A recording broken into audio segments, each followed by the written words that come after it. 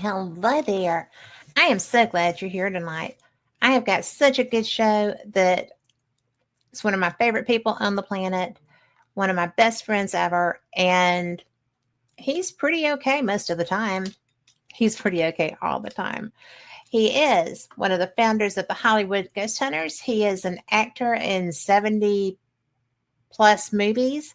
Two of them, he was the title actor, which I guess would be the star. So he is a stuntman, just extraordinarily good at that. But he is a great ghost hunter. That I can vouch for. We have been all over the place. He has had me and Lori Dorsey join him at an investigation at the Winchester House out in California. We have been to Scotland, traveling the whole country twice. So I am so glad to introduce you to my friend, Rick McCallum. Hello. Hello. How are you? I'm doing good. I got Kat and Carl to talk to. I know, right? Yeah, it's a good day. It is a good day. And I'm glad that you're having good days. Lori is in chat, and so is Tracy Pignot. I probably said that wrong. I'm sorry, Tracy, if I did. But, you know, we talk a lot.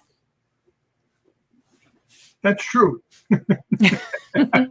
We basically have no secrets from each other. We have investigated together in all kinds of neat places, and you keep turning us on to new and even more interesting ones. And I appreciate that.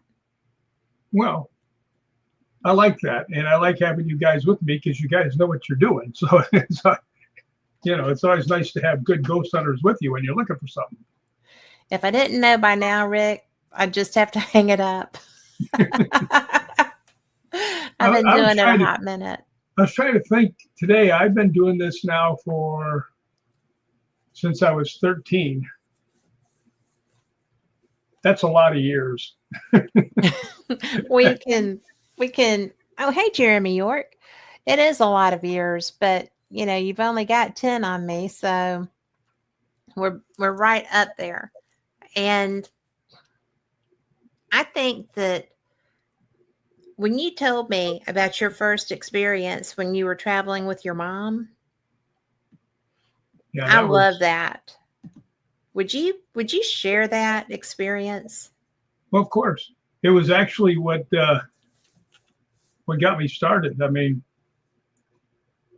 my grandfather died in a gun cleaning accident. He was a security guard. Gun cleaning accident. But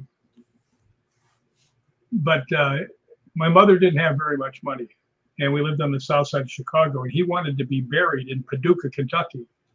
And he didn't leave any money or anything, so we were pretty short changed on the deal. So, not that he didn't leave us any money, we just didn't have any money for the traveling and stuff. But we got on a train, and we went all the way to Paducah. When we got off, we got a huge surprise.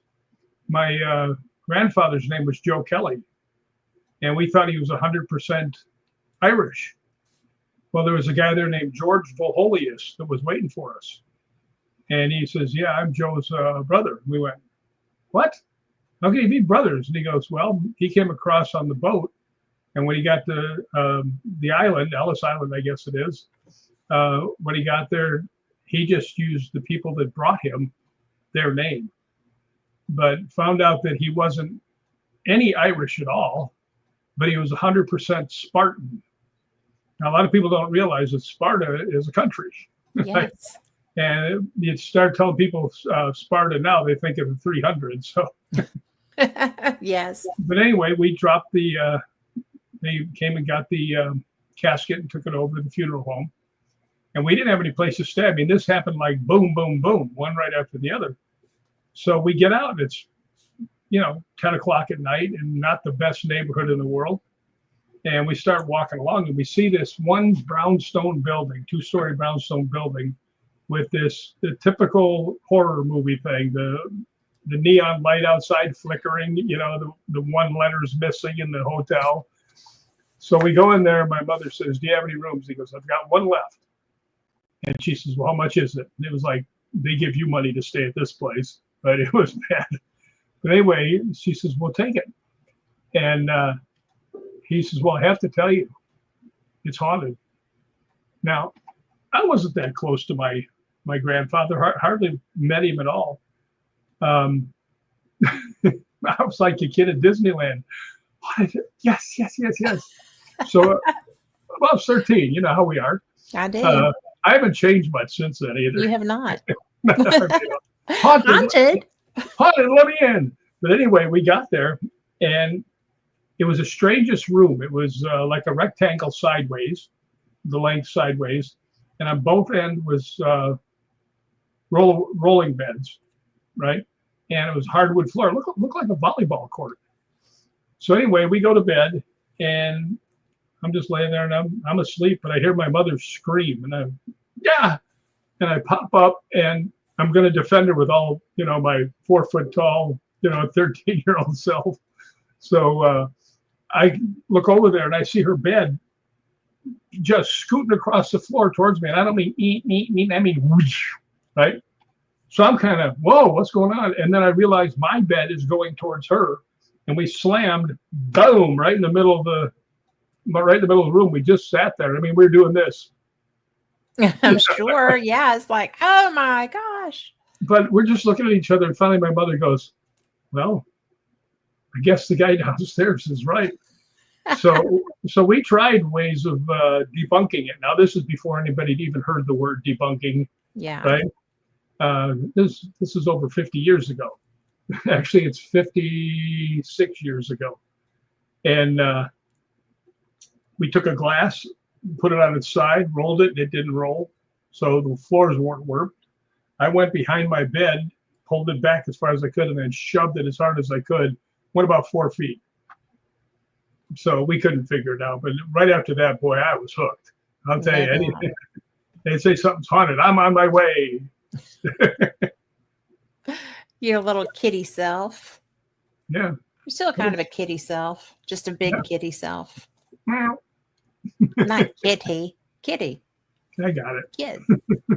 But that would be me, cat, right? But when you told me that story for the first time, or that experience for the first time, I was blown away. I thought that was the coolest thing. And hello, Tom McNicholas. I hope you're doing great. He had surgery.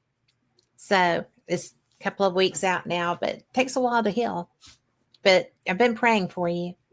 But, it's, to me, I just had experiences. I didn't, nobody ever said that's haunted or, anything like that.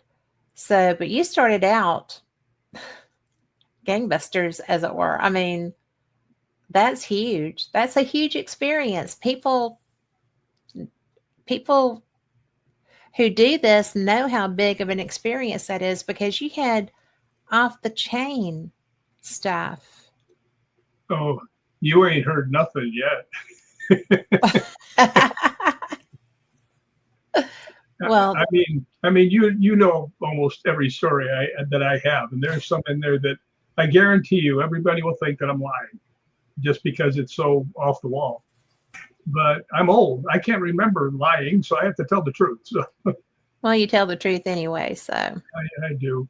I see a friend of mine. I see the Hobbit is in chat. Tracy Pinow. Yes. And she told me how to pronounce it, so I appreciate that. I got it wrong, but she was okay. She has this daughter. Here was a funny thing. Her daughter's like this tall, right? Right. And she says to me and Mikey, we were down in Tombstone, she goes, my daughter's a little shy. Do you think you guys could keep an eye on her and stuff like that? So she hung around with us. By the time we were leaving, she was like, woohoo! I mean, really came out of her shell. It was really cool. How old was your daughter? She was in high school, I think. Cool. But what she did to me was so funny. We were in the Tombstone cemetery, the OK Tombstone, whatever it was called. But it was where all the bad guys were buried. And I was watching out for her, me and Mikey. And it's dark. It's like 11, 12 at night. And I'm looking around and I don't see her anywhere, right? And she'd just been there a minute before, right? And I'm looking around. All that I see in front of me is this small bush, right? Is this the bush girl? Yeah. And I went, Sky, where are you? And she goes, boing, stands up and goes, yikes. Like a little spy. That's so funny. But first time because you've told me that before. And your reaction to that was so cool because she got you. She's 21. But she got you. Is she? Yeah. Well, when she jumped up. Yeah, she scared the hell out of me. In the cemetery and things are popping up out of the ground. No. It's not the cemetery you want to be in. Yeah. Actually, there was a place we all were down where all the bad guys from the OK Corral are at, right? They're all buried. And everybody was asking questions. And finally, I just said, are any of you sorry you listened to Ike Clanton? One guy went, yes. Yeah, he would be under them rocks if you wouldn't have listened to him. There's that. Yeah, it's one of the places I really like. It's one of the places I haven't been yet. Well, we'll have to go. I'm down with that. Bring David. Well, he is probably coming to Vegas in a couple of days, and then we'll be out there in another couple of weeks. So cool. Usually the time that you flee the country is when I come to your side of the world. Yeah, I run away. I know you're close by. I'm going to hide. He's not kidding. Trouble's afoot. He's not kidding. I invite you everywhere. You do invite me everywhere, but it's so funny that every time, because he goes to Scotland or tries to go to Scotland every year in June. And my husband plays poker. There's a conference that I like to go to in California, UFO conference. And so when David and I are out there, and I'm actually going to California, and he's like, see ya, I'm off. And he's out. Except for this year. So maybe I will go up to Vegas and say hello to my evil stepmother. Well, I thought about calling her and having, getting together for brunch again. So the plus side, y'all, of him leaving and, just abandoning us like that is that I got to go and meet the evil tiny stepmother last year. It was so much fun. She's so fun. She is something. She is. She's one of the nicest humans going. And she's kind of a ghost magnet. Because she lived in the house down in Texas too, and she had a lot of stories. Well, I found it interesting that, when we were all going to do that show together, hers was the microphone that wouldn't work because she did have so many stories. And sometimes that's just the way that rolls.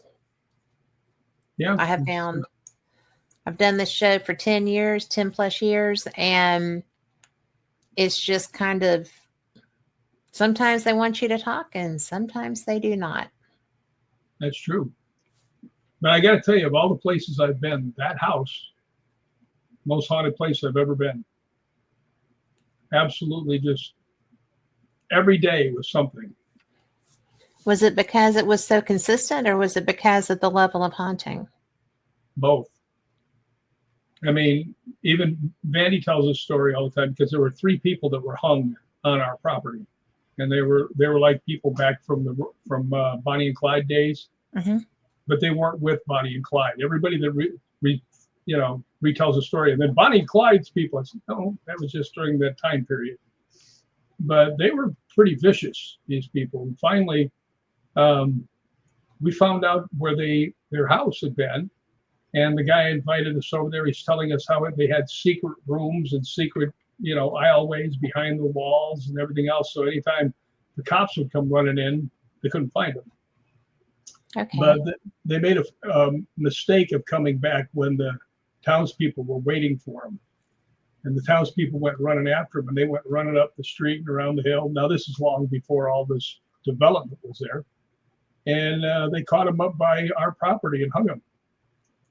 So we think it's those three because it's right on the same property. And Vandy one day was sitting on the sofa, and had her back to the front door, and out the double doors where the kitchen is, where the dining room is. She saw three shapes, transparent but very clear, walk from right behind her, right past her, and right out those two doors. So that was pretty cool. That's pretty cool. Hi, April. That just trips me out because I know some of the experiences that you had in that house. And yeah. I mean, I can't even imagine. I've lived in a house that was haunted, but it wasn't that level of haunted. Yours was malevolent. Well, what was really strange is that my dad had a lot of friends who would come over and stay. And in the morning, we'd be having breakfast. We made a point of not saying anything about the house being haunted. And in the morning, we'd be having breakfast, and they'd look over at us, and it was always the same. About the house, you mean it's haunted? And they go, yes! We said, yeah, we know, trust us, right? But they'd be stumbling over everything, trying not to say it was haunted, but everybody that stayed there just said, oh boy, this is bizarre. Mine started from the first day I was there. What happened? My dad and a friend of mine had come with me from Chicago. I drove down, and my dad, one of his workers, was there at the house, and they'd been drinking because it was his birthday, and evidently every day was my dad's birthday. But anyway, he says, well, I have to take Wally back. Nice name, huh? I take Wally back to the bar so he can get his car. And I'm like, really? You guys been drinking all this time? You're going to give him, drive back to his car? That's kind of stupid. But then again, I thought about, well, he's driving him there. That's stupid too. But anyway, I said, where am I supposed to sleep? And he told me this one room. And I went in there. It looked like a lady's bedroom because it had the canopy with the little doily, whatever it is, lace around the top. And all the doilies are lace too. Yeah. But right in front of me was a big window. And I could see the moonlight coming in, and I could see outside a little bit. And I went to lay down, just put my head back, and I heard, I'm like, what was that? Right? Lay back down, and it does it again louder. Like, does he have a dog? Because I thought maybe the dog was under the bed. And so I get up and I look, and I open up the closet, which is right here. Nothing. Lay back down. I'm like, all right, now I'm getting a little nervous, right? And I look up, and right up there was the air conditioning duct. And I thought, oh, it's just shutting off. And I went, they don't shut off 3 times, right? They shut off, and that's that. But I'm sitting up, and I'm looking out the window to see if there's anybody walking around outside. And right here, you can't explain it unless you have somebody do it to you. Right here behind my ear and on my neck, this hot breath went, and I was like, gotta go, see you, bye. No doubt. Thank you, Melody. So anyway, I jumped out of bed, and I was trying to get the door open. I forgot he had a little slider lock on the top. And I just went snap, and the door frame busted out. And I went outside, and I'm standing on the front lawn. And my dad lived in a cul-de-sac. And they came driving back in about 5 minutes. And my dad gets out, and he's going, I said, what? He goes, gotcha, didn't he? I said, what do you mean? He goes, ah. And I said, you know about that? And he goes, he does it to everybody. So could have told me that before I went in there. He wanted the glory and the fun. But I will tell you the one thing that was fantastic. I had a dog there who was about 180-pound Great Dane. And that dog loved me because I saved him from, the firing squad. And I was sitting there watching TV. Everybody else was gone. I was sitting cross-legged on the floor. And I'm watching TV, and Tubby's in front of me. He's not Tubby at all. He looks like the Cal-Can dog, gorgeous dog, right? And he's laying on the floor, totally asleep. And then all of a sudden, he jerks up and he looks right at me, right? And then he goes, that real deep growl, and his ears went down, and his eyes got slanted. He's showing me his teeth, and I'm like, oh boy, I'm gonna have to punch it out with this thing, right? It's gonna eat me, right? And I'm going, Tubby, it's me, Tubby, right? And he's going, he's glaring, looking at me, and I'm like, Tubby, right? And I just looked at him enough to see that he wasn't looking at me. He was looking over my shoulder. And I figured there's a burglar in the house. And I went, get him, Tubby. And he went, I mean, he was gone, right? And I jumped up because I figured he saw something. And I was going to go help him. And I jumped up, and I swear to God, this is what I saw. He's probably 10 feet past me, starting to go in the hallway. And he's jumping on his back foot, his feet. And his hands were up front, and he was throwing his like fists. He was clawing away at the air, and he was biting, right? He's I mean, he was going crazy. And then he came down, he landed on all fours, and he was facing away from me. And then he turned around, he just looked at me like, we're good. I'm like, come here. And he's like, but he saw something. No doubt. Well, he battled something.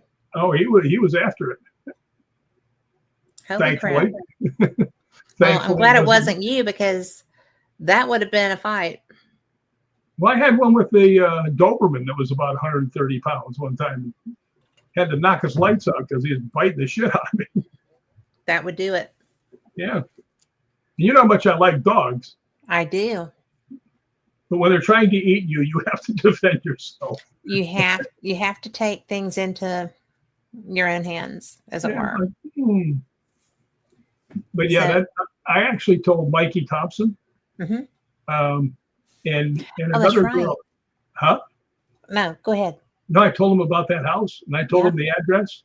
And Mikey went over and took pictures of the house, and I said, "What do you think?" He goes, "You can feel it." And I said, "Yeah, it was practically insane how much it was." I got one more good one for the house. The house was set up like an H, and was my dad's office, my room, the living room and dining room, my dad's room, and then the garage over here. So it was like an H. And it was like 2:30 in the morning, and I hear boom, boom, boom. And then we got a big heavy bag and a speed bag in the garage. And I figured Cash is out there hitting it right next to the old man's room. I'm like, the old man's going to kill him, right? So I get out the door, and Cash is walking towards me. He goes, I think there's somebody in the garage. So we start walking down there, and my dad pops out. He's got a gun. Vandy pops out, and he goes, you go over there, get the dog, and come in this way, and we'll go this way. So I get Tubby. As soon as I open the door, he runs up to me. That dog was like a shadow. Anywhere I went, he was like right there. Right? Yeah. I loved it. But we go in, and I guess I could show you. This looks somewhat like a heavy bag. And it's going like somebody just been hitting it. And I can't remember. Somebody said, is there somebody in here with us? And it went thunk, thunk, thunk. You could see it stop in the middle where it was getting hit, going and backwards. It was the weirdest damn thing, right? So finally, so you could see the movement from the hit. You could hear it. You could see the bag moving. And what was weird is when the bag came back and you'd hear the boom, it was in the middle. It wasn't just swinging back and forth, It was boom, and getting hit. And it stopped. We said, all right, let's go. Let's get out of here. And as we walked by, right by the door, there was a speed bag up. And I was the last one going by. And just as I went by, the speed bag went from somebody hitting it right behind my head. And we all stopped and looked at each other, and they went. My dad leans over to me and he says, let the dog inside the house. And he walked back into the bedroom. But yeah, there was stuff like that that's so hard to comprehend that you think somebody's lying. Well, I know you well enough to know that you're not, right? And your reputation actually is stellar. So anybody listening that knows you is going to know that you're not. But, it's, to me, that situation is more of, I don't get scared if I'm in a haunted location. I I've had experiences that gave me pause. I personally have been with you when you got conked on the head and shot in the stomach. So That's, yeah, the shot in the stomach, the clunk on the head. I would go back to the Writers Museum because I don't think that was an intentional damaging me thing. I think it was because I had walked out of the room where this person's information was, and he wanted to let me know that this was the thing. Because when, should I tell people what we're talking about? Or, but, why not? well, the conch on the head was the most strange thing because it was so unexpected. We were in a beautiful, beautiful museum. It's the Writers Museum, and it was 3 stories with a basement. It was historic, just absolutely breathtaking, and to be able to go in and investigate was so cool. And I really appreciate that happening. And we had gone through, we were up on the top floor, and there were, the tables with the glass tops on them that have the memorabilia and stuff in them. And I had gone into this one room over, there's a, like, here it is. This is the hallway. Here's the room I was in. Here's the room that we were going into. And it was so bizarre because I was just looking and reading, and because I like that. And so everybody else was in the other room. So I went over and was in there, and I had my back to the door, to the little, middle area. And while Jay Craig was talking, all of a sudden, I just felt like somebody hit me in the back of the head with a golf club or something. It was, and Lori was standing across from the room from me, and I must have looked funny because she was like, "What is wrong?" And I'm like, "I don't really know." So I'm like, I actually put my hand back there to see if I was bleeding because that's how real it was. And there was no blood on my hand. And I'm like, I don't even know what just happened to me. So Kat was, the other Kat, who was our guide, was talking, and Jay Craig is looking at me now too. And I must have gone pale. And she just kind of looked at me too. And I was like, I have to ask, did anyone here die from a head injury? I mean, it's all I could figure, right? And I don't have tactile experiences as a rule. I'm not a physical medium. And so I was that day. And Kat said, well, yeah, there was a man, and his paperwork is in the room you just came out of, but he was a guest here. And as he was leaving, he slipped and struck his head on the stone stairs. They brought him back in, got the doctor, and they covered all of his bills and covered his burial because he died from the head strike eventually. So I was just kind of like, if you could just back up off of me, that would be great. And so that was a thing. And that was so bizarre because, like I said, I don't do that. I hear, sometimes I see. I don't have those tactile experiences. And so that was freaky in its own right. Culloden, I'm never going back to Culloden. I'm just not. Good. I'm not going either. But I actually saw a picture of the area where this happened. It was on Facebook somewhere, and the stone, the stones had yellow paint on them, and I think it said Clam Fraser. And so it was in roughly that area. Hey, Raymond, of Culloden, and you and I were walking, and it was just like, fine, fine, fine, fine, fine, fine. And I felt like it was right in the center of my abdomen. And I'm trying to figure out what happened because it's not where an appendix would be or in, and I looked at you and I was like, I think I just got shot. And you're like, what? And I can't take you anywhere. can't take me anywhere. Not that trip, but it was the strangest thing. And I mean, I had to walk away from the battlefield. And fortunately, we could do that. And that was just so weird. And it still hurts sometimes. It's almost like a thing. I mean, periodically, that one spot, it's almost like a residual.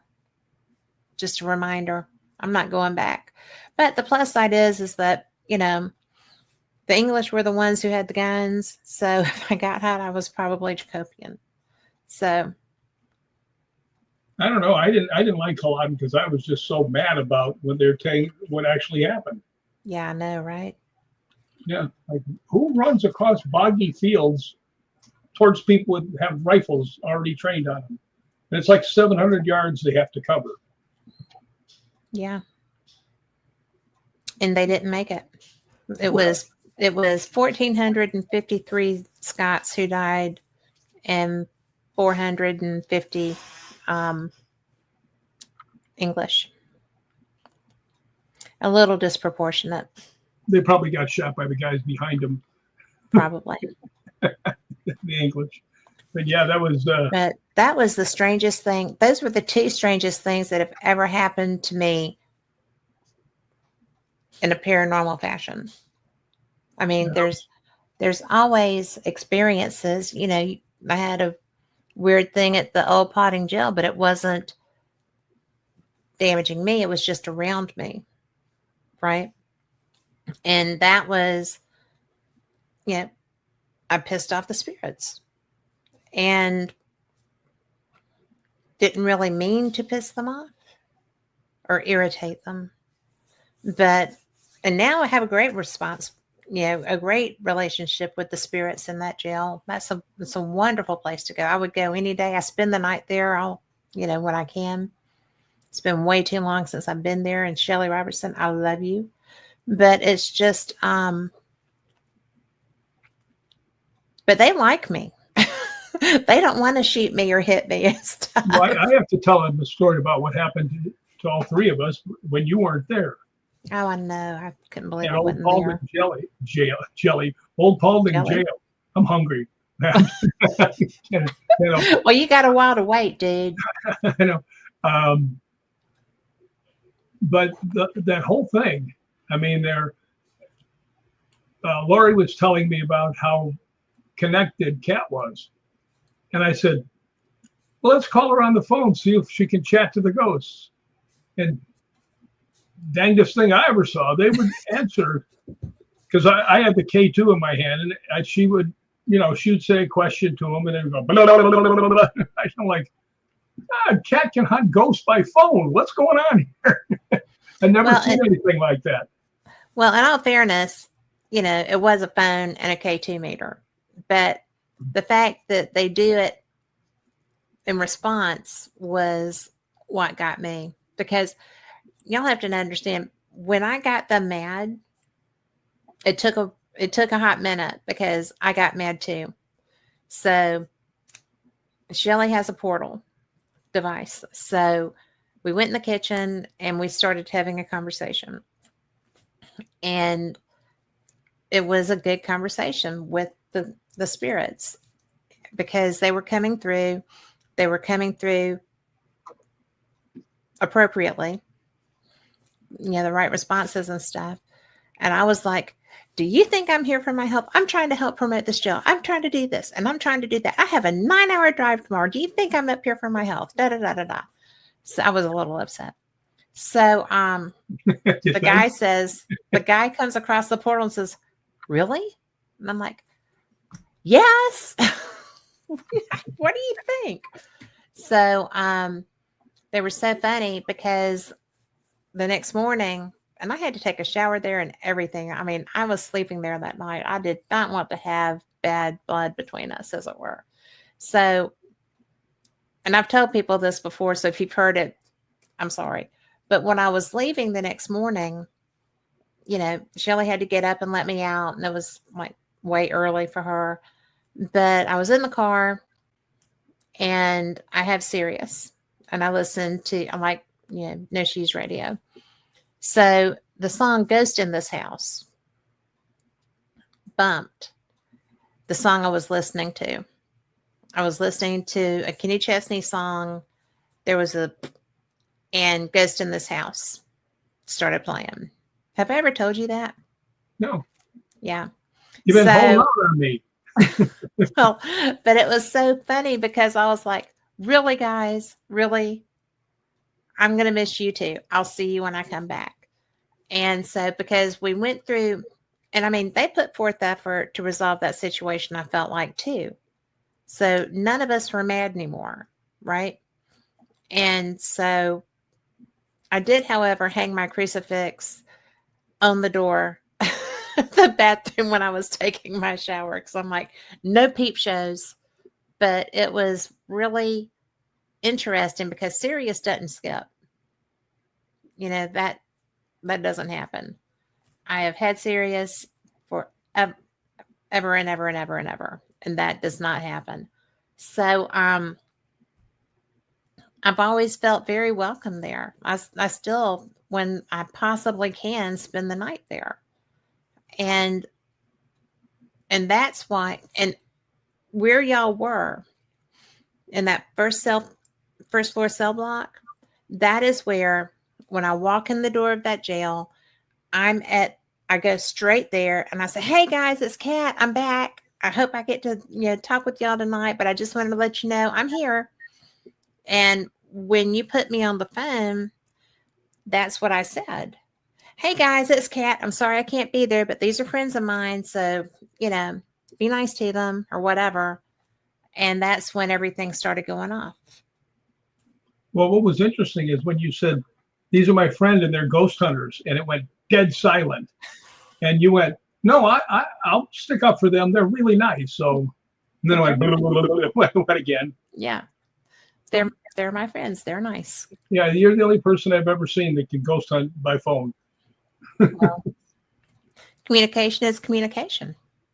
Well, you do know something about communications, I guess, from having, this show. Yeah. And fate. I talk a lot. I listen a lot.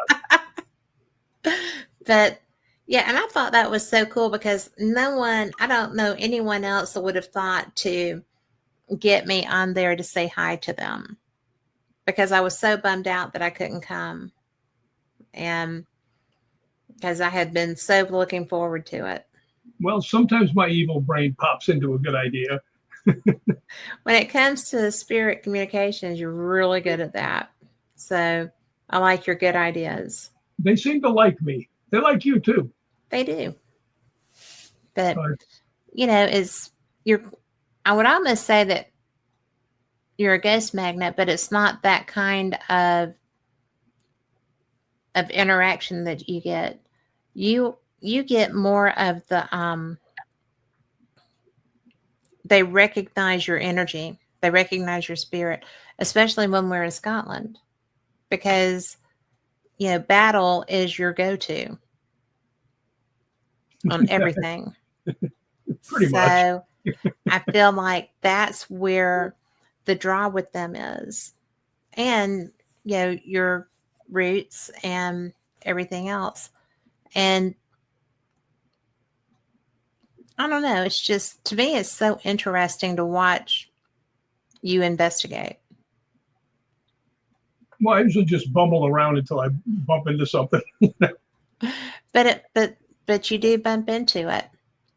But it's funny. I was with the Scottish paranormal guys, and we went to Torwood Castle. Now, there's a lot of spots in there where you can go high to get better pictures. Mm-hmm. And I always go, shoot, right? And I'm going through the thing, shoot. And he's playing back his voice recorder. And on it goes, shoot, Rick, right? And they go, wow, it's telling you to take pictures. I said, well, there's another way of looking at that, you know. No, let's not go that way. Shoot, Rick. No. Well, that was cool. That's funny. And Tom and Nicholas said he's never scared on investigations, but depending on the condition of the place, the physical condition. Sometimes there's some that are sketchy. One that I don't like because of the way the stairs are going down is Danito Den. Mm-hmm. Don't like that. Not because it's haunted and stuff like that. It's just I don't want to get stuck on those stairs. Well, and I was so mad because you wouldn't let me go down. No, it's a tough go.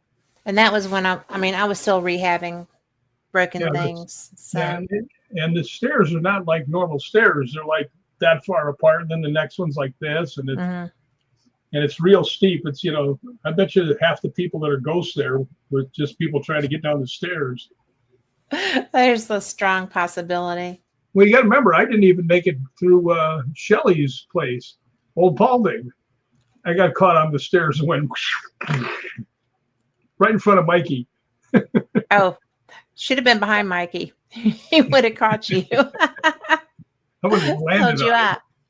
Hey, I caught him once. He owes me one. Return the favor.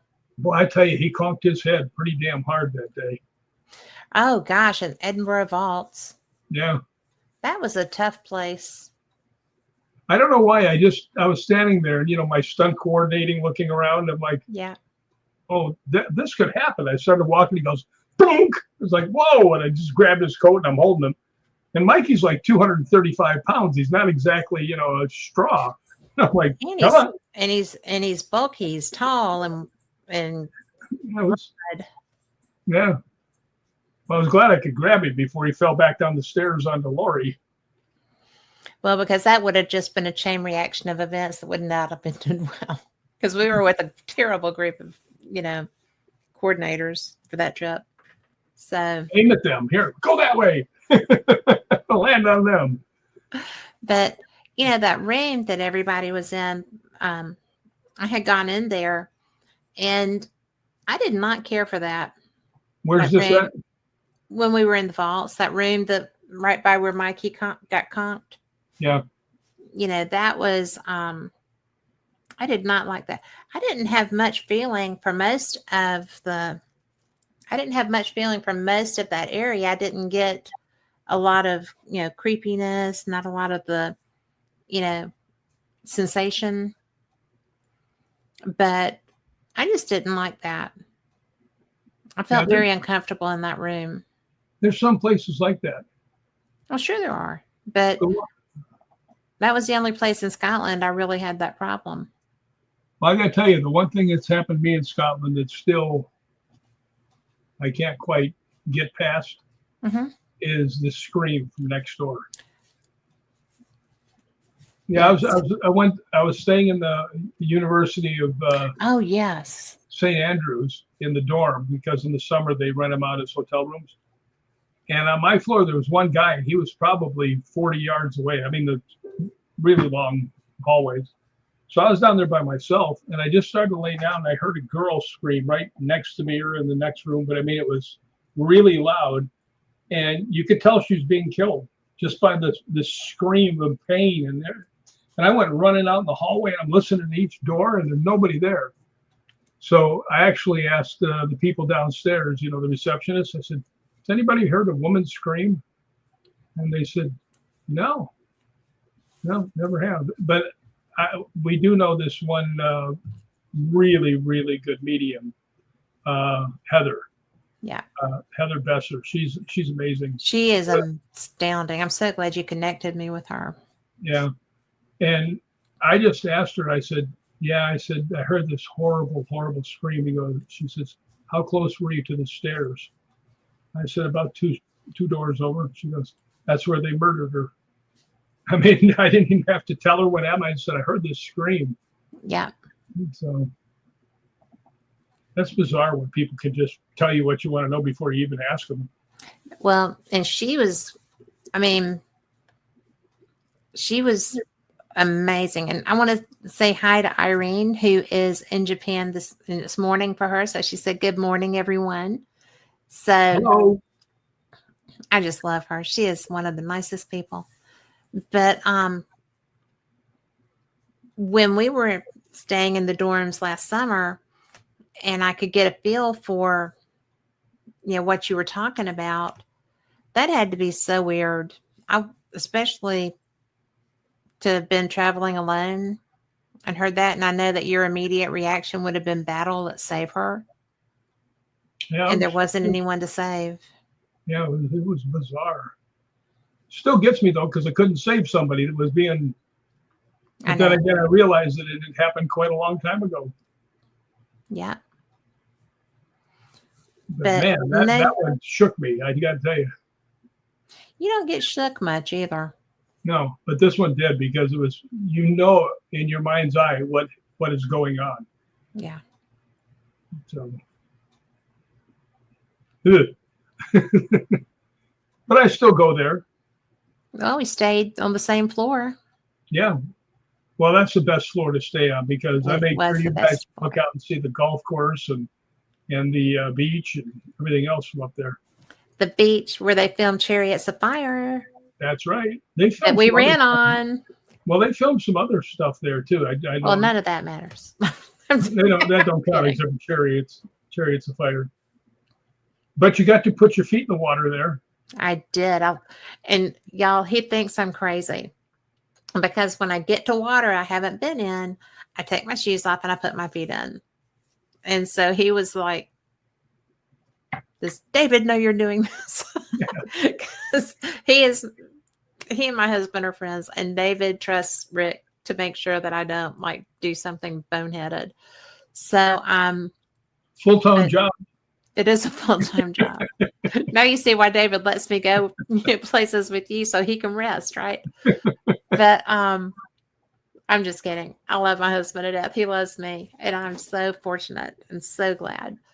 But it is funny, because then we got to Loch Ness, and that water was so flippin' cold, and I did it anyway, because Loch Ness. Yeah. When I was there before with Liam Shan from Taps, we were standing there, and I looked out and I saw these 3 black bumps moving. Mm-hmm. And I said, "Do you see that?" He goes, "Yeah." He says, "Out here, it's probably otters, which they have in the water." So I'm watching, and they're going, then they go underneath. We're standing there, and a couple minutes later, 3 guys in black wetsuits pop up out of the water right in front of us. So it was their heads popping around. Well, they had those balloons where the divers had gone down. So I found that interesting, because I was looking at a live feed. Lori and I were looking at a live feed one morning, and there were tons of those little balloons. They dive there all the time. Well, a lot of people don't realize how big Loch Ness is. Mm-hmm. And I've heard this. I don't know if this is the right number, but it's like 26 miles long. I mean, it's something. That would, well, that pass was a pretty good way. Yeah. Because it looked small, and I know how big those mountains were that it went through. Yeah, I just heard it on some show the other day.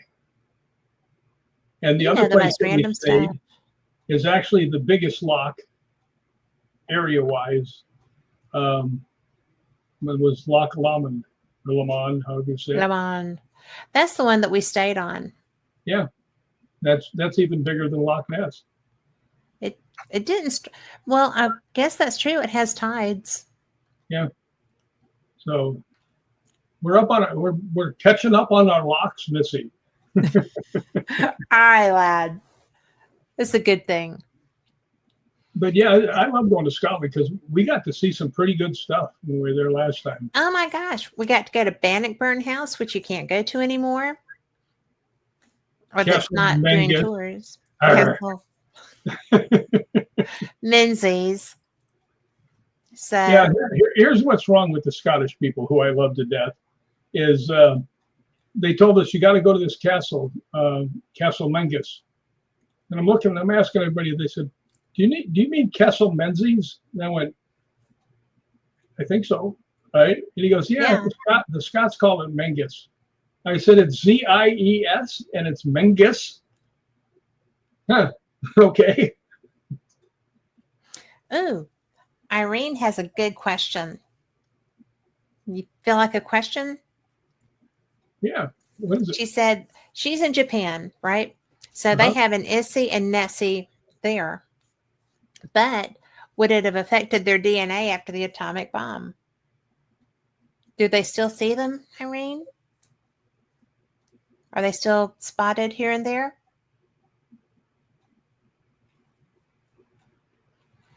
But I don't know about a change in the DNA. DNA is something that's pretty stuck where it is. But could it have influenced anything else that was going to come after that? I would say well, I yes. think it would have if they bred, then I think that would have affected anything. Yeah, Yes. but see now Irene's showing off. She's got two water monsters. I Scotland's only know. got one. Well, they did have Godzilla. Oh, that's true. So a monster that you haven't played. No, I didn't play Godzilla, but I played enough of them. I had a girl at the gym tell me one time. They said, you're kind of a handsome guy, and I said, really? She goes, yeah. And I said, then why is it every time I go to a movie set they cover my face in foam? That's the attitude. Call it like I see it. Just picking on you. Irene's got a big foot too. I had wondered about that because they didn't really talk about Bigfoot when we were in Scotland. I didn't ask. But I had wondered if that was just a North American phenomenon. No, they're pretty much everywhere. I Well, I mean, know like Yetis. Yetis are Russian or those mountains. well, So, they're up in the Tibetan hills, the Tibetan mountains, well, yeah. and then the Russians have them. I mean, a lot of them up in Alaska. Canada has them, so they get around. Well, Canada would qualify under the North American. Well, no, because I know there's such a huge Bigfoot project, the Olympic project out in Washington State that goes up into um, the Canadian, I guess the Canadian Rockies. So, she said Godzilla probably did exist in the mountains of the volcano. Would have been a big dinosaur. Well, they're still finding dinosaurs they haven't even known about. Isn't that fun? Not if you bumped into them. Well, but I mean, if they're extinct, it would be okay because then you're just finding them. The funny thing is that people, if you ask people, how many people do you think dinosaurs ate? All of them, except for a few. Well, but No. they were not carnivores though. Yeah, but they As a rule. They also died out 65 million years before humans came in. Oh, you've got me with that before.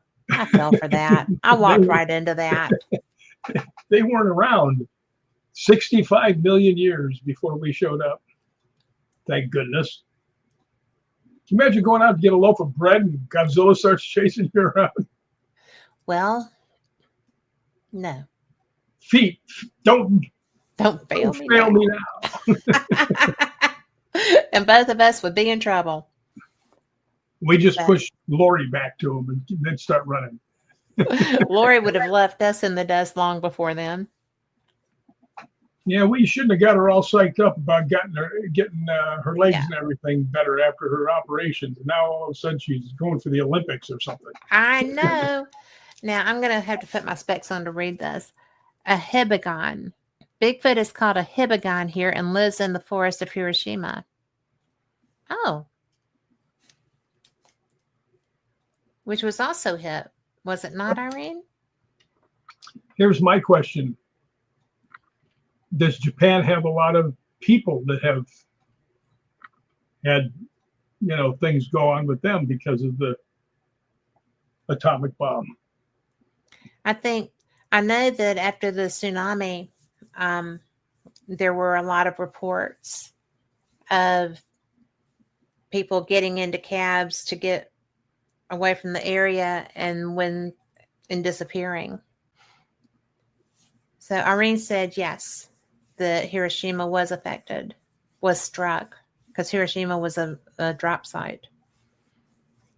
So Yeah, I'm just wondering if the human beings changed any DNA wise. they would just about have had to. Doesn't show. Well, it doesn't show on the exterior, but radiation at those levels stays in the land. I mean, that's why so many places outside of Vegas probably shouldn't be lived on. That's true. There's Most one of them movie actually died from the radiation poisoning, well, but it's still in the environment. There's one movie they shot. Oh, Irene, I'm so sorry. She said including her mom, Rick. What happened? Her mom died as a result of the radiation poisoning. Oh, I'm sorry to hear that, Irene. Me too. Man's inhumanity to man always boggles my mind. I'm glad I don't understand it. Well, we're all going to go sooner or later, I do know. Hopefully we all go later. Later would be good. And, that's something that when we talk about, monsters and different variations of that, and you've played a lot of them, but a lot of people don't seem to give credence necessarily to the fact that there are so many mutations because of all of the stuff that humans have done.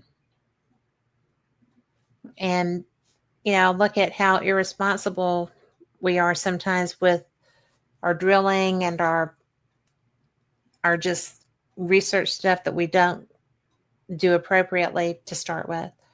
And then I look at Scotland, who had, when we were there, they have 5 sources of energy there. They have nuclear, wind, gasoline, Solar. yeah, and I don't remember what the 5th one was. Solar.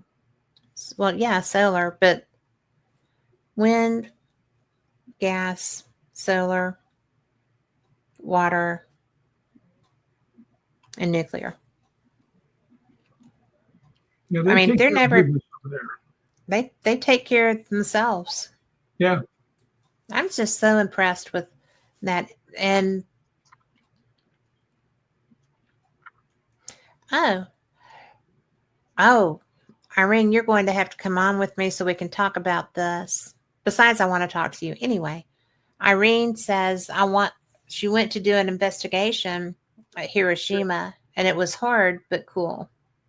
Did you get the spirits come and attack you if they don't like you or if you are weak mentally? She had to stand her ground, but she was packing her stones and they didn't care. You know what's funny about this, and not funny, haha, but odd. You never hear anybody talking about Nagasaki. You don't much. Yeah, I mean, we all know Hiroshima, but I think half the people don't even know about Nagasaki. Well, if they don't, they haven't paid attention. I mean, we didn't just do it once. Well, they wouldn't give up, the hardy little buggers. Well, that's because they believed in what they were fighting for too. Yeah. And they're a nation with a history of warriors. She said that she went there too and she got physically sick at Nagasaki. Yeah, you know, the vibrations you must get from the ghosts that are around those places have got to be overwhelming. Well, like she said, the spirits came and attacked. I would probably attack also, Yeah, I'd be a little PO'd if somebody dropped a nuke on top of me. without a doubt. And so, Irene, did you take Shungite? Do you use Shungite also? We'll give her a chance to answer that. But I'm just curious because a lot of stones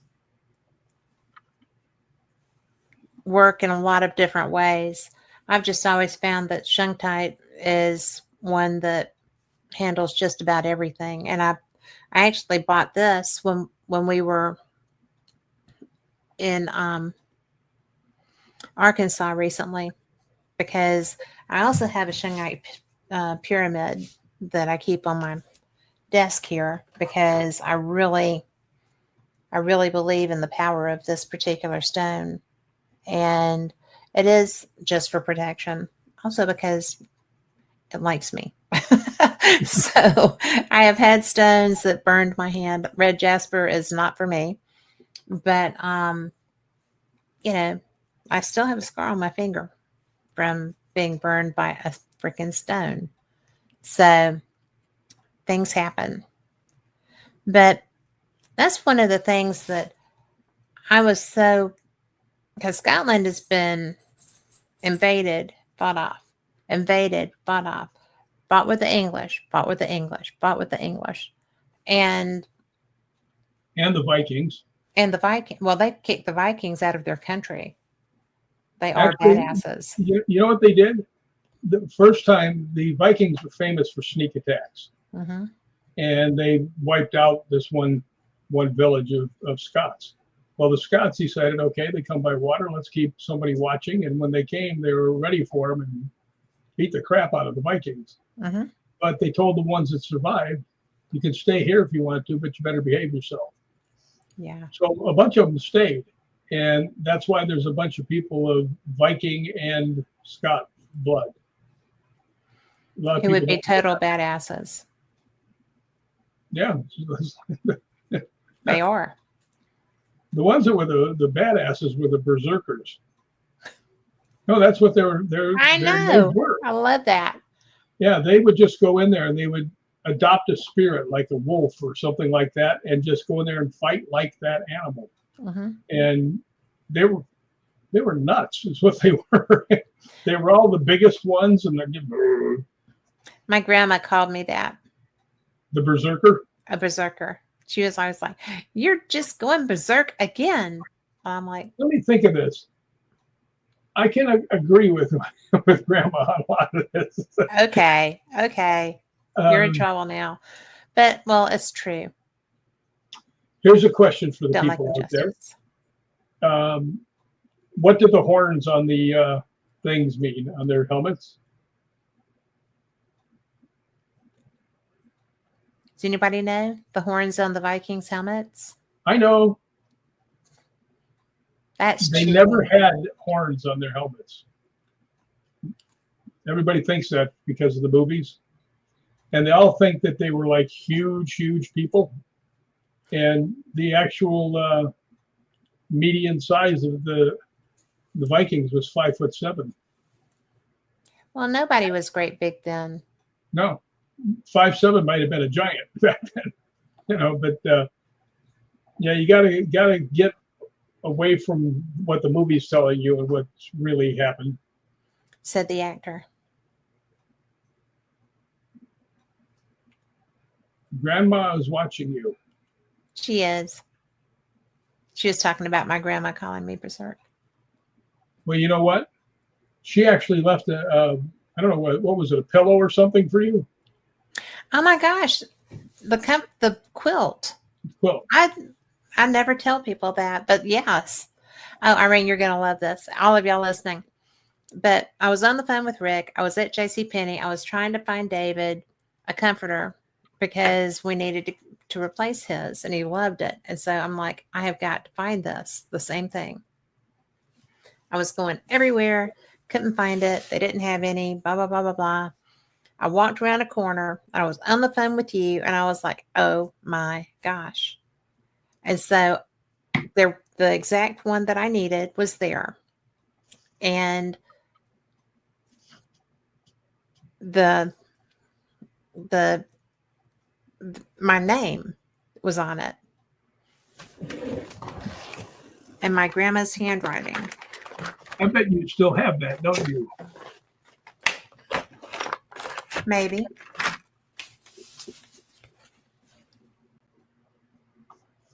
Oh, there it goes. Can you see it? Yeah. Yeah. No. And so that's that I was on the phone with him, and I'm like, oh my God, this has my name on it. Because that's what she called me, was Kathy. And so I went up to the desk, and I'm like, are y'all holding this for anyone? Because it has a name on it. And they looked confused, and they were looking at each other, and they're like, no, we're not. We don't know why that has a name on it. And I was like, thank you so much. I appreciate this. You have no idea how hard I was trying to find this. And now I can't get this closed again.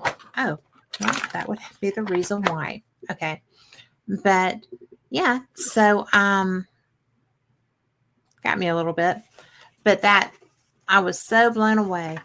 And it is still in there on the bed, being used and loved very much. So, but yeah. Ta-da. Ta-da! I'm glad you brought that up, because I never tell anybody about that, because Well, I was on the phone. You were like, oh my God. That's my grandmother's handwriting. It's my name, what she used to call me, and it's in a quilt that I wanted. I'm like, the exact one, even the same name. I was thinking to myself, I wonder what the chances are of her not buying that quilt. What's less than 0? Yeah. That was absolutely. Oh, thank you, Irene. Irene says she's standing behind me. This girl we were talking about earlier, Heather Besser, first time I talked to her, she gave me a reading. She was telling me all this stuff. And she says, and your mom wants you to know that she watches you all the time. And I went, all the time? No, we don't want that. No, we don't want that. Yeah, I guess, how do I switch that off for a while? Well, it is really nice when spirit reaches out to us. Well, and I have had twice. You read my books. You know what I'm talking about. Twice I've had my dad. You wrote books? You wrote the foreword, yeah. Yes. Yeah, I wish I was as good as you said I was in the foreword. You are. I try to live up to that, but boy, it was high standards. And then Jay Blumke had to go pile on the second book. That was a great foreword. Yeah, it was. Yours was too. Thanks. That's what I said. If I just put the two forewords together, then I don't have to write anything else. So that was cool. But I tell you, people get the wrong idea about ghost hunting, right? And I think here's where I get to be pissed off a little bit. I see all these people that they came out and they started banging around for 1 year, and now they're all doing these things trying to make themselves TV stars. Yeah, I mean, I don't get that. I think myself, you, Scottish Paranormal, although they are on TV now, but they didn't set out to do that. I do know. They're not about ego. Yeah, but they're awfully good at what they do. They are awfully good at what they do. I feel so fortunate to have, I'm fortunate to have you for my friend, because that was an immediate connection. And I'm glad, because when you get those, then you know. And as for the tea and cookies, yes. And that would be, she was more leaving the coffee pot on the stove all day. And because my grandpa would turn it back. It would put hair on your chest if you were to fall into that trap. But my grandma was very proper most of the time. And she is who would, tea and cookies was a definite thing. And Rick can tell you that one of my priorities when I got to Scotland was to have high tea. And I love doing stuff like that.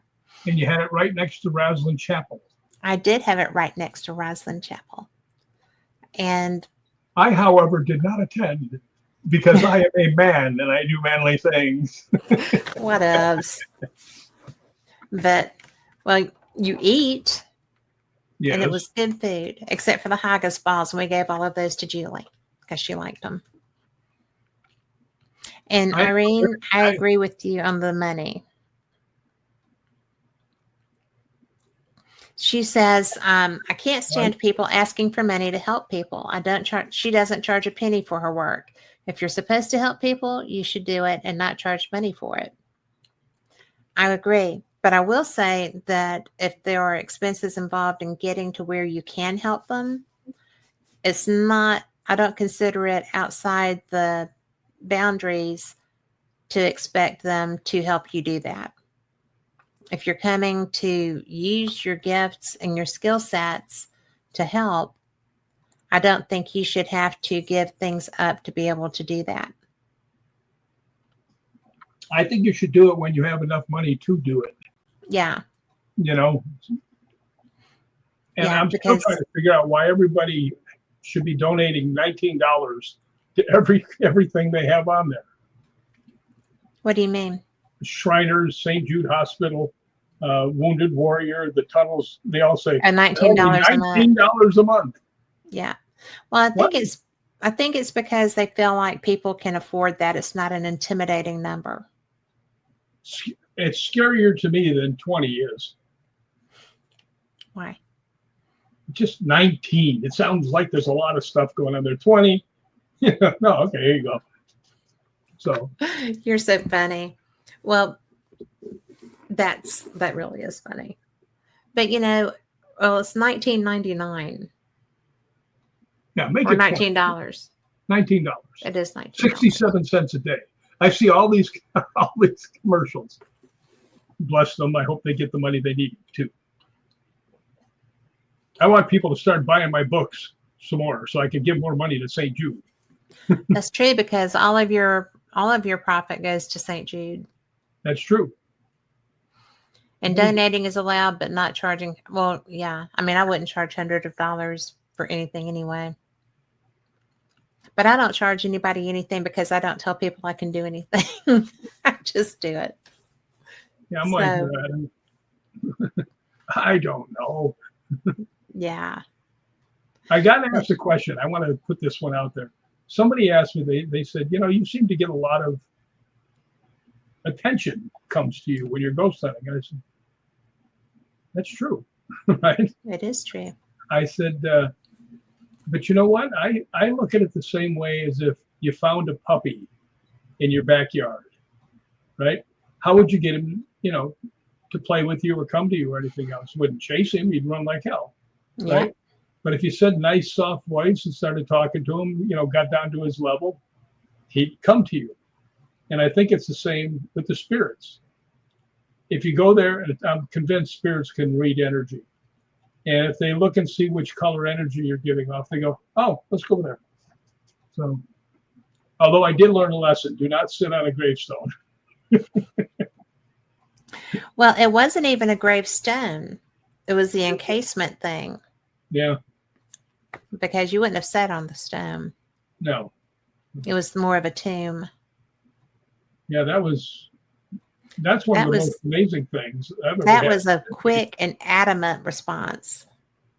I'd walked through this thing in Inverness, Scotland, this cemetery, graveyard, whatever they want to call it.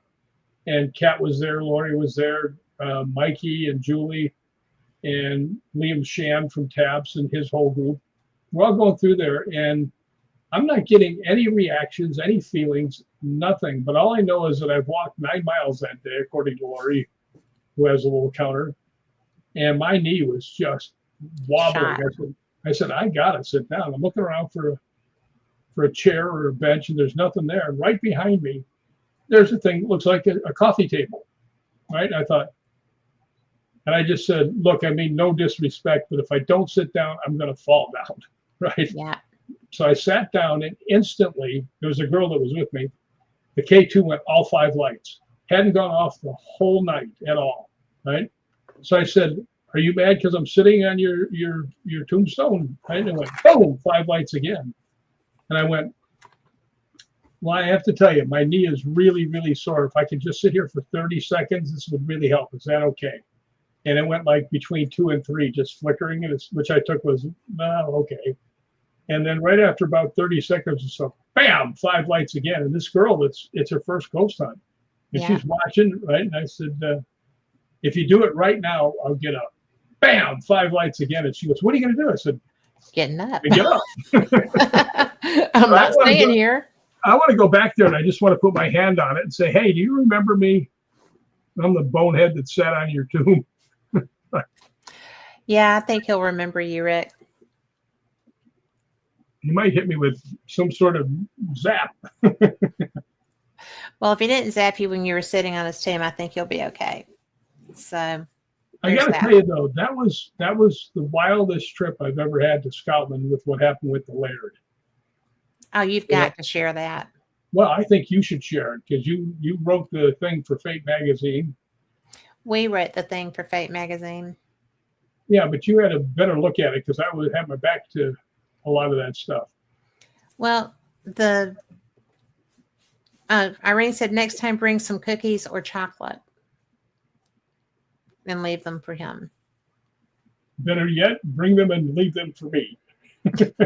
She meant the man. Oh, the man, okay. Like a peaceable thing. But so Rick, did you get your butt kicked? Talking about the man's. What? Oh, that. If he could have got out of there, I would have. He was not happy. He was really insulted. And I didn't mean it that way at all, because I said right off the bat, I said, I mean no disrespect, but I have to sit down. Yeah. So that was something. But this other story, I'll give the priest story, and Kat can tell you what she saw. First time I went to Balgony Castle, which is my favorite place in Scotland. There was a man there named Raymond, who was the laird of in other words, the landowner and the head of the house and everything else. And for some reason, he took an instant liking to me. And we were just standing there talking about stuff. And I was really interested into the Knights Templar, and I still am. And he had all this Knights Templar stuff, the flags, the swords and the spears everywhere. And I mean, they had, if you ever went up to the big meeting room, there's flags all the way down the way. Looks like the White House inside with all the flags. But we were talking, and he's telling me all this neat stuff. And I had just fallen the week before in a forest and just really tore up my leg to the point that I was using a cane to get around. And he looks at me and he goes, can you get up 3 flights of stairs with that leg? I said, you got a handrail? He goes, yeah. I said, yeah, I can. He goes, come on, I'm going to show you my private residence. So we're going up the stairs, and I think it was Gregor, and just leaned over and said, he's never taken us up there. And they're like the in-house ghost hunting group, right? And so anyway, go up there, and it's amazing. It's exactly what you think. Red leather chairs, the giant granite fireplace. But he had done something. He was a fabulous artisan in everything: leatherworking, woodworking, painting. And matter of fact, he carved the doors. I think there my gosh, they're brilliant. Like 42 doors that he carved for the castle. But I'm looking up there, and in the ceiling, and things are like 2 by 3. They're really big. Is the 31 crests of the former lairds, their family crests, all in the ceiling. And I was like, wow, this is amazing. But when we were leaving, he calls me over and he goes, Rick, come here. So I go over and and he goes, can you keep a secret? I said, yeah, I think so. And he goes, I know you like the Knights Templar. And I said, yeah. And he goes, there's, I'll probably get the number wrong. There's 277 living Knights Templar in the United States. Well, goodness gracious, where do you come up with this information? Right? I said, how'd you know that? And he goes, because I'm in charge of them. Now I'm like, what? So anyway, when we went back, it'd been a couple of years because of the COVID and all that stuff. And he was on his deathbed, just to be honest. He was having a bed next to, his little apartment downstairs. And he was talking to me. I didn't know if he would remember me because, he was in his mid 80s by that time and pretty sick, but his brain worked 100%. And he's talking to Jay and Mikey and, them people. He looks up and he sees me and he puts his hand up and grabs my hand. And he pulls me down. He whispered something in my ear, and I went, "I gotta go outside. It's really dusty here." And I walk out. They're all like, "You ain't fooling anybody, buddy." Right? Yeah. But he calls me back later on. We went back a week later because they were having a celebrity ghost hunt with the guy from America. I guess they couldn't find any real celebrities, and they picked me. So, but I go over there, and at the end of the night, Gregor goes, "Let's go in and see the Laird." He says he wants to talk to you. So we go in, and the Laird's, you could see he was faltering a little bit. But he asked me, he goes, so I come over laying down, he goes, "Did you keep my secret?" I went, "Yeah." He says, "I'm going to tell you another one." I said, "Can you make it easier to keep than the last one?" Right? He started laughing, and he goes, "Well, I told you I was in charge of the ones in the United States." I said, "Yeah." He says, "I'm in charge of all of them." And I'm standing there thinking to myself, a guy that's really into the Knights Templar is talking to the Grand Master. It's like, what? Yeah. And I wouldn't have told anybody still to this day. But after he passed, they actually alluded to that in his obituary. So otherwise, I'd still be keeping the thing. But it's like, holy cow. It's just, how many people can say that? Well, I'm sure Ryan and Gregor can, but amazing. Well, it was amazing. And the connectivity between y'all was immediate. That's why I think you should tell the second half. When we were ghost hunting in oh my gosh. It was, guys, there were 5 of us. And Scottish Paranormal was hosting an event. It was kind of a come hunt with the Americans thing. It was so great. We, did a barbecue, and then we all went over to Balgony, and we were getting separated. People were going to be in this area, this area, this area. We were actually away from the primary structure of the castle. We were where the original walls had been. Excuse me. And Rick didn't know that. So he was kind of like, why are we out here? Well, the new Laird, his son, came in, and because I didn't know anything about the area or the items in it, it's the museum. And so Stuart was explaining, like he had built this with his dad. There was a model of the castle. There were items from battles that had been found digging around on the property, and they were in there in display cases and stuff. So it was very personal. And the Laird's workshop was behind the door, going out the other end. So it was very personal stuff for the Laird. And so I'm just like, oh, this is going to be interesting. And Rick was just kind of like, I still don't know why we're here. And I'm like, because it's his stuff. It matters to him. This is personal. But so we sit there and we start our investigation. And, Rick's talking, and I'm sitting there with video camera, and I looked at my video. My video did not reflect what I was seeing, which I find really weird because I wasn't the only one seeing it. But Rick starts talking. K2s are going everywhere. I look over, the REM pod starts going off. It looks like the 4th of July. I mean, it's like every color light is like climbing the antenna. I'm getting goosebumps. But it was so bizarre. I've never seen that happen. And it just kept on. The more Rick talked, the more things were going off. And I'm sitting there just like, Rick's like, well, who could this be? I'm like, oh, come on. So I didn't say that. So we're sitting there. Everybody's K2 is pegged out. The REM pod continues to do this. It's Mikey's REM pod. Over in the corner, Mikey says, bro, my REM pod don't do that. And Rick's still like, obviously somebody who knows how to use the equipment or is familiar with the equipment.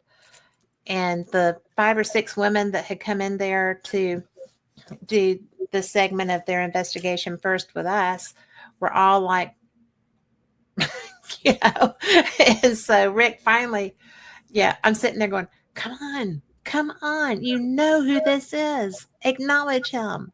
And about that time Rick goes, oh, it's the Laird. And I'm like, oh, yes, it is the Laird, because it was so much, it was almost impossible for it to have been one person, right?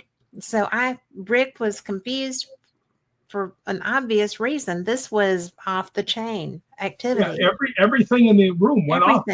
Everything. And then my camera started turning off. And I'm like, don't do that.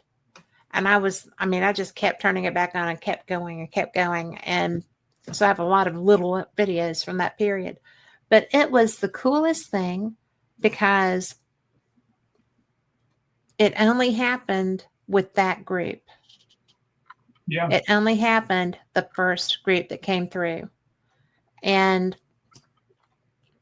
it was such a spectacular display of enthusiasm and caring. And yes, I'm here. I want you to know that this is fantastic and I'm so glad you're here, kind of a thing. And it was amazing. It was amazing. I've never seen anything like that. Well, you know what else it did? And you mentioned it, but I don't know if people really know what we're talking about. And there's, the K2's got 5 lights, and each one is a little stronger. The power's a little stronger. Well, I had a K2. I think Mikey had one, and so did Lori. Yes. And we're all sitting there. And as soon as I asked that, they all went 5 lights and locked. They wouldn't, boom, it just like, so much energy hit us at one time. It was like, yes. I mean, it was such enthusiasm. And Denise Pridemore, we love you. I'm sorry you're stuck in traffic, but be safe. And, it's just absolutely, it was like, hello. I mean, it was like, that's my buddy. Yes, that's my friend. Hello, friend. I miss you. I'm sorry I'm not there, but hey, this is for you. And I just thought it was so precious and so cool that because you knew that he was going to show up for you. If there was any way possible, you knew he was going to show up for you. Boy, he did. And he showed up with bells on, as it were. Yeah, I mean, it was the coolest thing. Well, that happened on one night. The following night is this thing that happened in the graveyard. Yes. And when we were walking back to where we were staying, I was walking with the group, and I said to Kat, Kat, I'm thinking about quitting ghost hunting.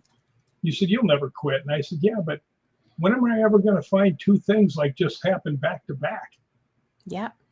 So and what did I say? Yeah, I don't remember. Oh, how could you not? When you said that you were going, and you kept on with, well, I'm going to quit because this is, and you're like, that'll never happen again. I was like, but now we know it does. Yeah, now we know what we can expect. Yeah, I've never had reactions like that. And You've never had a relationship like that with somebody that was that versed in communicating. Yeah, he was a good man. He was a great man. I mean, I just know how much you cared for him, and I know how particular you are. Yeah, I don't attach to too many people. I've got a lot of acquaintances, but not that many friends. Yeah. You know. So all you acquaintances, try harder. You are so bad. That's You why I don't have are. any friends. Well, I yeah. gotta have people made out of stern stuff to be my friends because they're able to put up with me. And they can be stern with you. That's right. Just give me a So nice bitch slap every once in a while. Put me back where I belong. I would never do that. I'm Southern. We don't do that. Lori would do it. Lori would jack you up. Yeah, I would run away, but my knee's too bad. Yeah. And she can catch you now. Yeah. I wonder how good she can climb a tree. She's in shape. She can. Denise said they're doing 3 whole miles per hour in Atlanta. Be careful. That's got to be terrifying going that fast. Yeah. I think that hello, Luciano. Oh, you are the second Luciano I know whose nickname is Lucky. I'm so glad to see you. Greetings to you too. And Lori says, shut your pie hole.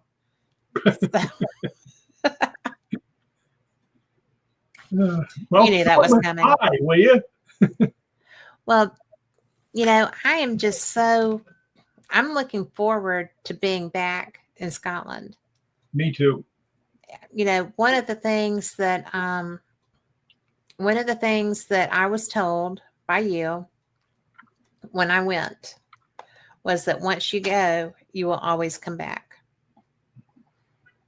And it's true. I really feel like the way things are working out to get us there are the way they're supposed to work out. And I'm so excited. I am too. Me, I think I've been there 13 times. Yeah. Or this will be my 13th time. I think you've already been. I think this will be 14. Yeah, I'm not sure, but I've been there a lot of times. And the feeling never goes away. As soon as you get back, you're like, I want to go back. Well, and the thing about the first time I went was not an easy time. Yeah. And the tour person was horrid. I was literally abandoned with Lori at a dive hotel, a roadside in Kirkcaldy. And so that worked out great, though. That worked out great. So thanks to you. And we appreciate that. And, it was just, or actually the universe working through you, because that was almost impossible to have managed. And you were getting some help on that. So yay, go universe. But as bad as that was, Scotland was wonderful. It was absolutely unbelievable. What's fun about Scotland is just bumming around in a town and just wandering into places. Yep. Edinburgh, which is a great big small town. Edinburgh is beautiful. It's where most people go. That's when people are talking about Scotland, that's usually what they're talking about. But when you get out of there, and thanks to you on our last trip we did, and Lynn and Gary and all the Scottish Paranormal and the history and horror. Jay Craig. Oh my gosh. He's why we were at the Writers Museum. I mean, there were so many people, and he came to our final dinner. I was so glad to see him. I just loved him. Yeah, Lynn Crawford Knight from the History and Horror.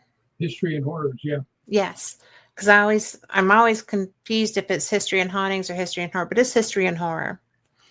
But I mean, these people took us everywhere. We got to see so much, And it was the most brilliant group of people who helped us and carried us along everywhere and were just the most wonderful humans to us. And I think that being able to see the small towns, being able to experience when we got to Castle Menzies, when we got there, Mikey stepped out of the car because I've been looking the whole time. Everybody else was talking, and I'm just looking around because we're going through this like primeval forest to get there, and the pine needles are like this long. I mean, on these monster trees, and we come out of the forest, and we're in a field, and it's yellow and greens and the castle, and then the farmhouses over on the other side. Mikey got out of the car. The first words out of his mouth was, "My God, I've walked into a painting." And it's like exactly like a painting. And so that's the environments that we were seeing and getting to investigate this beautiful castle. And it was just,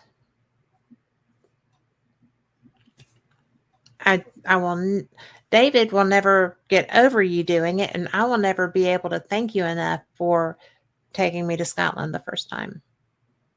Yeah, because the second time was freaking brilliant. Well, I got to tell you, it's sometimes you're worried about how your friends might like this, might like that, but with Scotland, you just come. You'll like it, trust me. Yeah. You know what's so strange about Edinburgh? There's no high-rise buildings. No, and there never will be. Yeah. They don't allow them.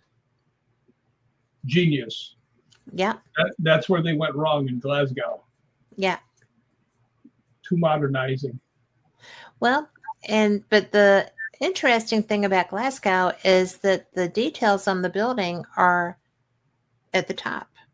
Yeah. I mean, the design elements are at the top of the buildings. That's why everybody says, look up. I had something happen to me that I don't think too many people can say. I always stayed at this one hotel. I won't say the name of it. But my friend went from, one of the guys at the front, and then he went on to be the night manager and stuff, and he ended up being the general manager. And I talked to him, and he was able to get my rate down considerably because I was there when Taylor Swift was there. Right. And he says, well, if you want me to do this, you got to do it right now. I said, why? Right. And he goes, because at the end of this hour, I'm going to be the general manager of Glasgow. So, yeah. But he's a good dude. He was a good dude. He was so nice when we got to Glasgow. Yeah, well, it's just like my friend Chuck Waters, who's a famous stunt guy. Matter of fact, in the movie The Exorcist, yeah, he's the guy that flies out the window and goes down all those stairs. That's Chuck. But he told me one time we played golf together, and I told him, I called him up and said, you got some pretty good friends there. Very nice people. He goes, wouldn't be there if they weren't. Yeah. So I don't know how I snuck in, but they must have thought I was there to carry the clubs or something. There you go. But yeah, that's I love Scotland. If I had enough money, I would move there. I am thinking about having a little tour company myself over there. I don't see why you wouldn't. And doing it completely different than everybody else does. Everything you do is completely different from anybody else. Well, I wouldn't want to have 25 people at a time. I like to have like 12. And have one day, like when say we go to Edinburgh, one day you don't do anything with the tour. You just go explore the whole place by yourself. Yeah. And it's safe enough that you can do that. I mean, it's brilliant. Should I tell them about my mystical moment in Scotland? Yes. Lori and Kat and I were walking along, and there's these outdoor restaurants right there, and there's the road right behind us. And I'm looking up at the castle was right near there, and I'm looking up at the castle, and they had these cylinder things, made out of Pylons. pylons out of concrete. And I'm looking up, and I walked right into one and hit both legs on it, went straight over it, face first towards the ground. Fortunately, I, doing 8,000 stunts, I let it fall, right? But I still hit pretty hard, just like bam, right? And as soon as I hit, I was like, okay. And all of a sudden, I started floating up, and I'm like, oh no! Well, at least I'm going the right direction. And it was all the Scottish people jumped out of the restaurant and grabbed me to lift me up. And I was like floating. That was fun. And they were all, and primarily women, right? Because it was like lunchtime. And I can say that I did get picked up by a bunch of women in Scotland. Yes, that's true. But they were also precious because they're like, oh sir, are you okay? Oh my God. And I'm like, he's fine. Meanwhile, I'm sitting there with Lori. We'll come back for him later. God. Just leave him there. We'll come back for him later. So, but it was, well, I couldn't be too mean because we had just gone for my banana ice cream that you had found. So, I knew I better find that place for when you came back. And you did. I walked into this one restaurant and they had banana ice cream and she flipped out. And we talked. When I tasted it, we said, what do you want to do today? I'm going to get ice cream. No, it's on the other side of the city. No ice cream for you. And I got ice cream. But I had to go back down into Newtown. The older one is down at the end of the hill, down by Holyrood. That's Old Town. And as it expanded, it goes up into Newtown. And that's where the ice cream place was. Well, it was brilliant. And Denise loves banana ice cream too, she said. And it is pretty. Oh, she had some today. Good for you. Oh, if you were in chat, I know that you can see it. Put #cat in the chat. Make a comment. Put that in there because we're going to be giving away a Fate magazine. So just if you want one, Carl has a fantastic thing that will just anybody who has that #cat in their in the chat will be entered, and he will do a little swirly thing and it picks somebody. The first time he did that, I was just like, oh, that's so cool. I didn't know he could do that. Carl's brilliant. So, and he understands technology like nobody's business, which thank God. So he saves me from myself all the time. But, one of the things that I think, I keep trying to get my husband to come. My husband does not want to leave the U.S., but he does trust Rick, and pretty much as long as Rick is there, I can go. But it's one of those things that it's just so perfect. You want to share that with people. And the hunting side of it, the spiritual investigations, the spiritual feelings, there are energy circles everywhere. There's what is the place where the stones were? The stones? Yes. Was it the Clava Cairns? Oh yeah, Clava Cairns. Yeah, which by the way is in Outlander. Mm-hmm. It is an Outlander. I did not know because I don't watch Outlander. So everybody else is like their hands on the rock going, and I'm up there going. So I was not terrified of being taken through the rock. I'll tell you something funny about that. I got my picture standing next to it. Yeah. And I knew that Natalie. Huge Outlander fan. Huge, right? So I sent them the message saying, they say this has something to do with Outlander. And he writes back, don't touch it. You'll go back in time. And I wrote back, I said, what makes you think I don't want to go back in time? Yeah. So. But it was so funny because I had no idea what we were doing, right? So I'm just like, well, okay. Yeah. So. Yeah, that's a pretty interesting graveyard. It is. It's got all these rocks that are about 5 feet high. It's amazing.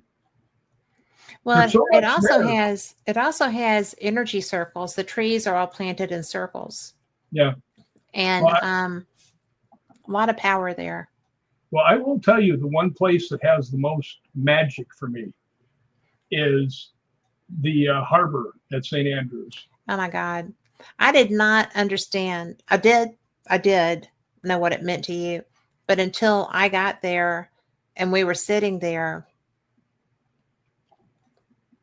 I mean, that is what is my screensaver on my phone. It switches between that and that little village by Scottish Paranormal's offices, the multicolored structures. Yeah, Fife. No, I'll show West you. Wemyss. Then it has to be Wemyss.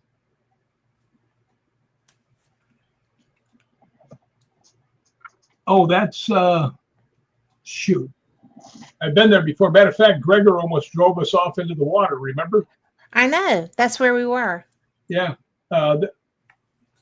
It's got a famous place there. It's got its name in it as a restaurant. But it was the most, I mean, y'all saw that. That's, you can just walk up and see these places anywhere, anytime. They're just always there. St. Andrews was brilliant. I mean, you're on the North Sea. The, oh, come on.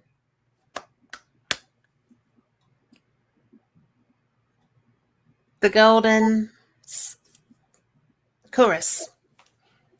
Chorus is wonderful if you are a true history buff. It's also been on, every place has been on Outlander. Balgonie's been on Outlander. But, you know, it's really amazing the history and the beauty and just the absolute astounding history.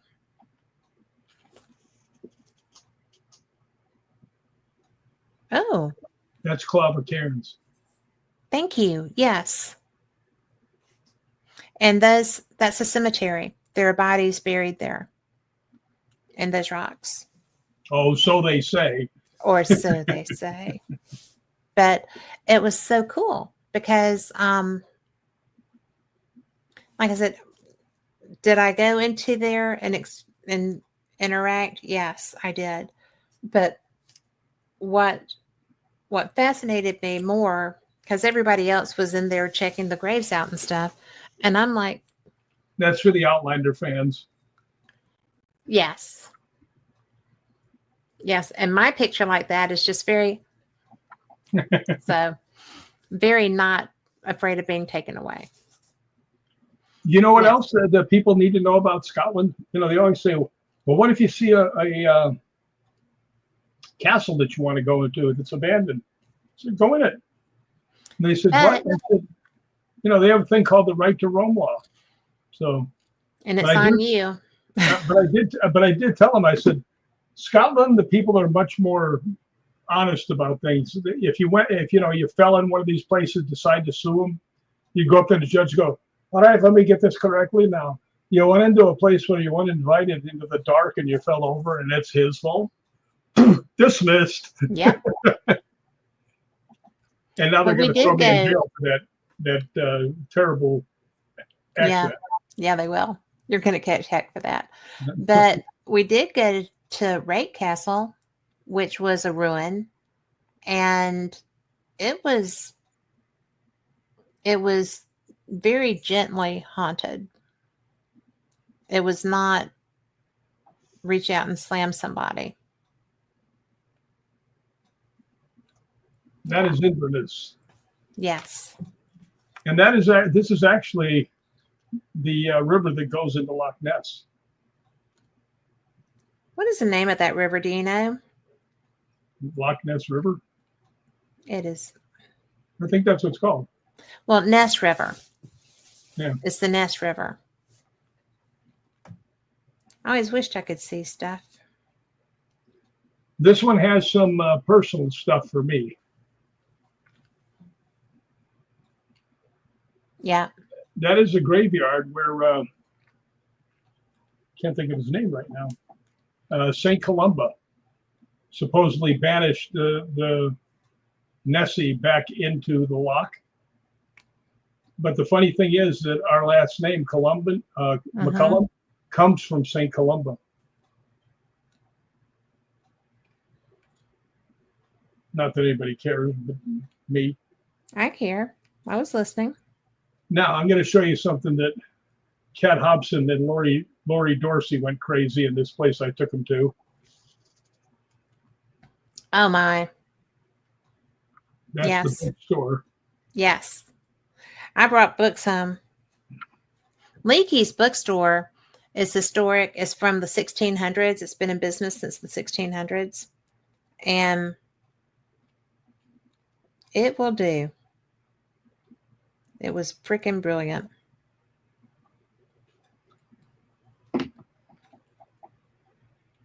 Well, we need to put Denise Pridemore on our trips for next year. Yeah. We definitely need to do that. But I am having a struggle here. You see what Lori said about St. Andrews Harbor moved me to my soul? That's because that's true. Yeah, I felt like such a goober. I'm telling her and Lori, you know what I really like to do? I like to just go down there and sit on this one bench and look at the water. And it's so peaceful. I mean, it's crazy, except for one thing happened there that I'll never get over. I'm so ashamed of myself about it. Oh, you shouldn't be. I know what you're going to say. There's a long rock outcropping that goes out probably a couple hundred yards. And I was standing up there and I turned around and I looked and I saw this girl that was probably about 15 in a one-piece bathing suit. And she was pink. And I don't mean, just a little bit. I mean, she looked like Pepto-Bismol, her face, everything about her. And she was really trembling and had her arms up there and she was having a hard time walking. And I wanted to come over and just grab her and start rubbing her appendages. I was a lifeguard for years, to get the stuff back in her and hug her, take my coat off and put it on her. But I was afraid of doing that in a foreign country and going over and hugging on some 15-year-old I don't know. Right. So I followed her as she was walking back, because there's a drop off there that falls down into the water with these rocks right there. It's very dangerous. And it's a big drop. Yeah. But I followed her until she got down to where she could turn left and go out where the cars were parked. And she had her hands out in front of her like this, like somebody help me. And I was so disgusted with myself that I just didn't do it. If it happens again, that's it. I'll see what happens. But then I should have helped that poor girl. But I was in a way. I followed her so she didn't fall off the thing. But I should have just done what I knew I should have done and forgot all that other nonsense. So you can all boo me right now. Boo. Well, I don't think so, because of all the reasons that you said. Yeah, I can see being in jail with a bunch of people like Ryan and Gregor. That would give you pause. Just hanging out with them gives me pause. Yeah. No, Ryan O'Neill and Gregor Stewart. Ryan is on, I don't know what the name of the show is. It seems like they change the name of it every Haunted year. Scotland. Haunted Scotland. He's the and Haunted Ireland. And Haunted Ireland. And Gregor's on the other one, I think, now.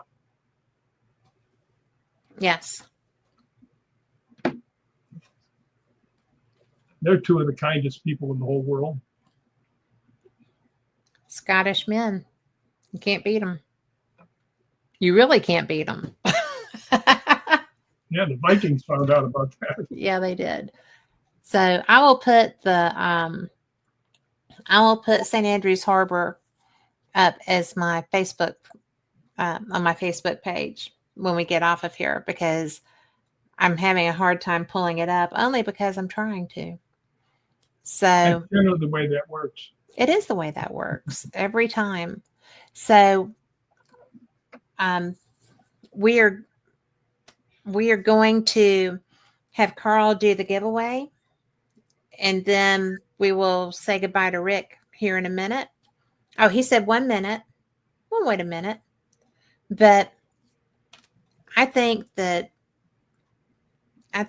we are so fortunate to have our friendship, Rick. Well, I think so too. Denise Pridemore said Scottish men kilt it. Well, I got to show you what I did on this thing. When I did a movie in Scotland, not Scotland, in Australia, everybody bet me that I would not swim, that I would not go in the ocean because of the great white sharks and the alligators. Oh, please. If they just knew how goofy you were. Well, I did it. I know you did. I went up to my ankles. I did the cat Hobson. But you were in there. That's the cat Hobson. Go in and get your feet wet. You do what you have to do. But actually, I did end up swimming out there. That's because you're goofy. I look like a little morsel with some of them things swimming around out there. Well, I do have the picture that you took of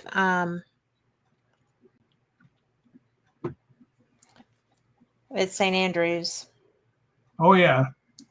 But I'm struggling to get it to give me.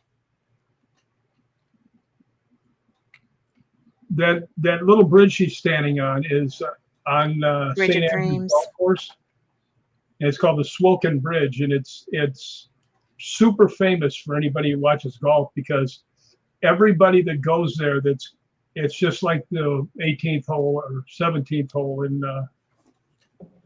at the Masters. Anybody that's retiring and it's their last time, they always stop on that bridge and look around and reminisce for a bit. And it's so popular that you go down there, there's so many people waiting to go stand on the bridge and get their picture taken. But I did take a picture. I did take a picture of Lori and Kat, and there's a rainbow right behind them. There was one there, and I was trying to find that picture with the rainbow. But, you know, one of the things that I will always remember is you telling me about St. Andrews Harbor, which apparently I'm never going to be able to show anyone. But it really is just an amazing experience to see something that ancient. The boats are all on their side when the tide's out, just like in the old-timey pictures. And it's really cool. So, is it time? We're going to go ahead. Carl's going to work his magic, and we're going to find out who's getting a Fate magazine.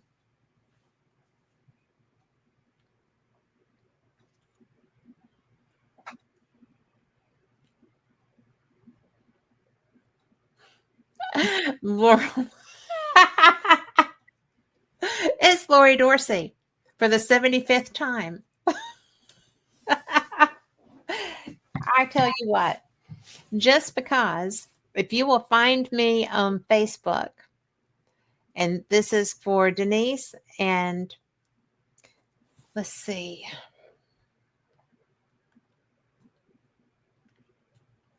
Denise and Tracy, if y'all will go ahead and send me that address, I will send you one just because you have not had one. Okay. And if you were entered, and Carl will tell me who I was entered, then we will send you a magazine. So, you know that Tracy Pinot is the mother of Sky, the little bush girl.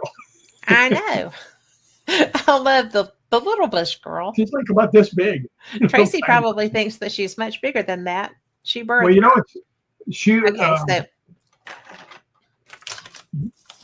No, I was going to say that everybody was singing up in Tombstone, up in this balcony, and they were filming it. And I watched it. I was singing too, and I look over, and there's little Sky sitting next to me, and you see her go.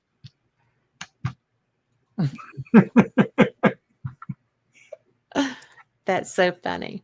She's got the best name though. Her name's Sky King. Is it now? Yeah, there used to be a TV show called Sky King. I know. That's interesting. That's cool. Lori said Perth was cool. Perth was cool. We stayed in a hotel that used to do hunt balls, so I loved it. But we are out of time, my friend. Thank you for being here. Anytime. Well, I just love talking to you, and I think that you have so much to offer our listeners that it's a good time. So, Yeah, and think I 2 always hours enjoy is talking about to the you. most anybody could put up with me without wanting to come charging after me with sticks. I have never done that yet. That's because you're way over there. And I always stay at the But other not end. always. Not always. So, See, but for David, I always have to have my room close to you guys, just in case. just in case. Thank you so much. And for everyone listening, thank you so much too. We will see you next week. Same cat channel, same cat time. And don't forget, Fate Mag Radio is on Sunday. I'll talk to y'all then. Good night. Good night, Rick.